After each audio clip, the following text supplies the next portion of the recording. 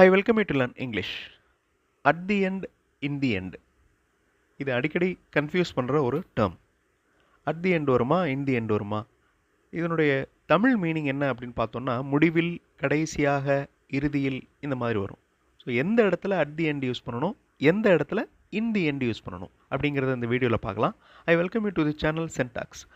உங்களுடைய spoken English ஸ்கில்லை develop பண்ணுறதுக்கு வீடியோஸ் அப்லோட் பண்ணிட்டு வரேன். ப்ராக்டிஸ் பண்ணிகிட்டே இருங்க, கண்டிப்பாக உங்களால் முடியும். இங்கிலீஷில் ரீட் பண்ணுறப்ப, எழுதுகிறப்ப, பேசுகிறப்ப இந்த டேர்ம்ஸ் யூஸ் பண்ணியிருப்பாங்க. சில இடங்களில் அட் தி எண்ட் யூஸ் பண்ணியிருப்போம், சில இடங்களில் இன் தி எண்ட் யூஸ் பண்ணியிருப்போம். அட் தி எண்ட் அப்படின்னா முடிவில், இன் தி எண்ட் கடைசியில். தமிழ் மீனிங்கை வச்சு பார்க்குறப்ப லிட்டில் பிட் கன்ஃபியூஷன் இருக்க தான் செய்யும்.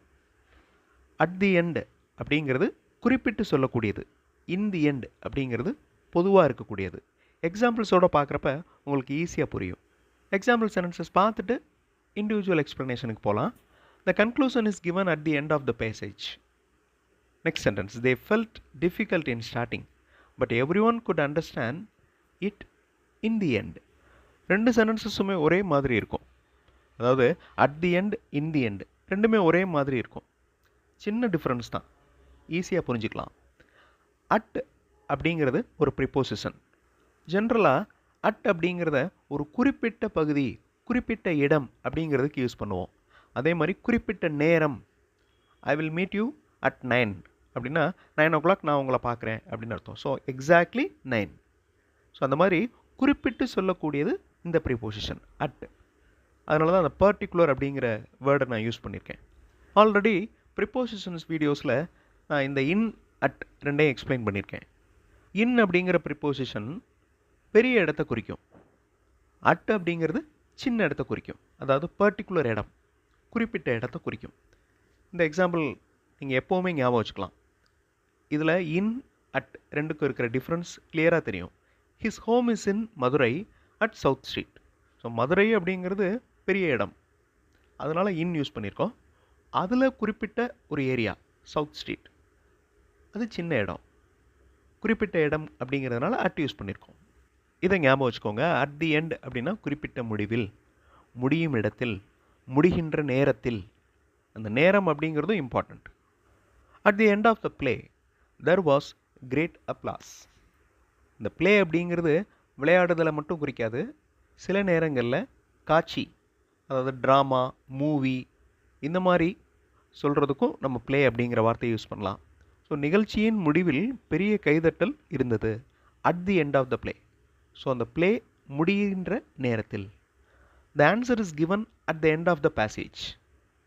ஸோ ஒரு பெரிய பேசேஜ் இருக்குது, அந்த பேசேஜில் குறிப்பிட்ட இடம் எண்டு, அந்த இடத்துல ஆன்சர் இருக்குது. So the answer is given at the end of the passage. இந்த இடத்துல இன் யூஸ் பண்ணக்கூடாது. இல்லை எப்படியாவது இன் அப்படிங்கிற வார்த்தையை உள்ளே கொண்டு வரணும் அப்படின்னு நீங்கள் நினச்சிங்கன்னா the answer is in the passage. Okay, அந்த பேசேஜில் ஆன்சர் இருக்குது. Okay, the answer is in the passage. ஆனால் அந்த பேசேஜில் குறிப்பிட்ட இடத்துல ஆன்சர் இருக்குது அப்படின்னு சொல்கிறதுக்கு at the end of the passage. Tamil மீனிங்கில் ஒரே மாதிரி தெரிஞ்சாலும் இங்கிலீஷில் ஸ்லைட் டிஃப்ரென்ஸ் இருக்குது. Now in the end, at the end பார்த்துட்டோம். இப்போ in the end. In the end அப்படின்னா ஃபைனலி, கடைசியில், இறுதியில். இது வந்து நாட் பர்டிகுலர். எக்ஸாம்பிள்ஸோடு பார்த்தீங்கன்னா உங்களுக்கு ஈஸியாக புரியும். In the end, the subject looked difficult in the beginning, but everyone could understand it in the end. Okay, in the beginning, in the end. அந்த ஆரம்பம் அப்படிங்கிறது பெரிய ஆரம்பம், அதே மாதிரி முடிவு அப்படிங்கிறதும் பெருசு. அதில் ஈஸியாக இருக்குது, ஈஸியாக ஃபீல் பண்ணாங்க. ஸோ அந்த பாடம் ஆரம்பத்தில் கடினமாக தெரிந்தது, ஆனால் கடைசியில் அப்படின்ற அந்த கடைசியில் அப்படிங்கிறது ஒரு பெரிய பார்ட். இது நாட் அ பர்டிகுலர் திங். பர்டிகுலராக இருந்துச்சுன்னா அட் யூஸ் பண்ணுவோம், அட் தி எண்ட் அப்படின்னு சொல்லுவோம். அந்த பாடத்தை படிச்சுட்டே இருக்காங்க, அது ஒரு லாங் ப்ராசஸ். ஆரம்பத்தில் அது கஷ்டமாக தெரிஞ்சு, அதுக்கப்புறம் கடைசியில் அது ஈஸியாக புரியுது. அப்போ அது ஒரு லாங் ப்ராசஸ், பர்டிகுலர் ப்ராசஸ் கிடையாது, பர்டிகுலர் இடம் கிடையாது. The subject look difficult in the beginning, but everyone could understand it in the end.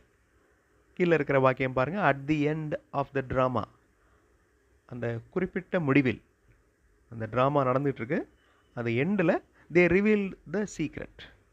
Reveal அப்படின்னா வெளிப்படுத்துதல். ரிவீல்டு அப்படிங்கிறது பாஸ்ட் ஃபார்ம். ஸோ வெளிப்படுத்தினர். At the end of the drama, நாடகத்தின் முடிவில் அந்த ரகசியத்தை அவர்கள் வெளிப்படுத்தினர்.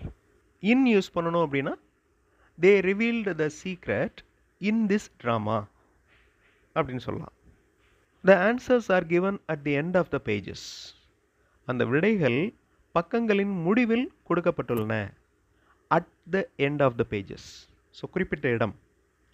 த couple did not like each other when they first met but became good friends in the end. அதாவது இது குறிப்பிட்ட நேரம் அப்படின்னு சொல்ல முடியாது.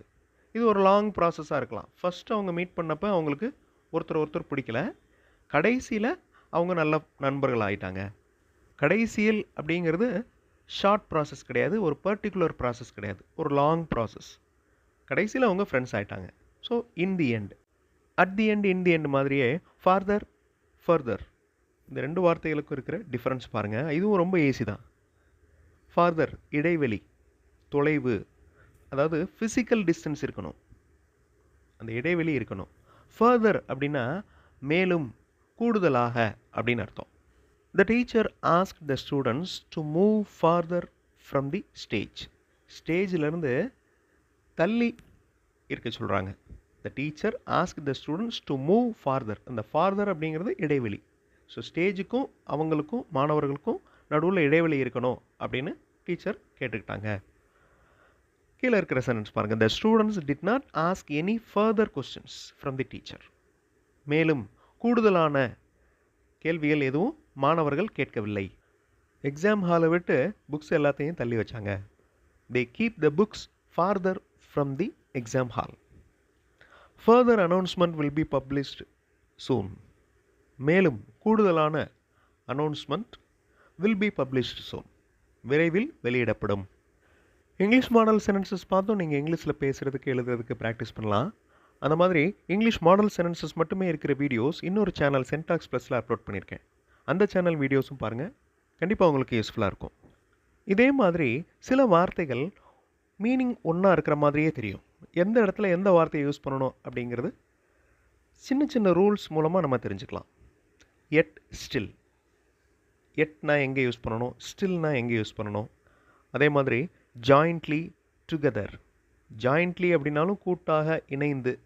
டுகெதர் அப்படின்னாலும் ஒன்றாக, இணைந்து, ஒருங்கே அப்படின்னு அர்த்தம் வரும். இதெல்லாம் நம்ம கேஷுவலாக யூஸ் பண்ணுற வார்த்தைகள். அதே மாதிரி எந்த இடத்துல சே யூஸ் பண்ணணும், எந்த இடத்துல டெல் யூஸ் பண்ணணும். சே அப்படின்னா நம்மளே சொல்லிக்கிறது, டெல் அப்படின்னா அடுத்தவங்ககிட்ட சொல்கிறது. அதை எக்ஸாம்பிள்ஸோடு பார்க்குறப்ப உங்களுக்கு ஈஸியாக புரியும். சே, டெல் டிஃபரன்சஸ். அதே மாதிரி பெர்ஹாப்ஸ், மேபி, ப்ராபப்ளி. பெர்ஹாப்ஸ் அப்படின்னா ஒருவேளை, அநேகமாக. மேபி இருக்கலாம். ப்ராபப்ளியும் அதே மாதிரி மீனிங் இருக்கும்.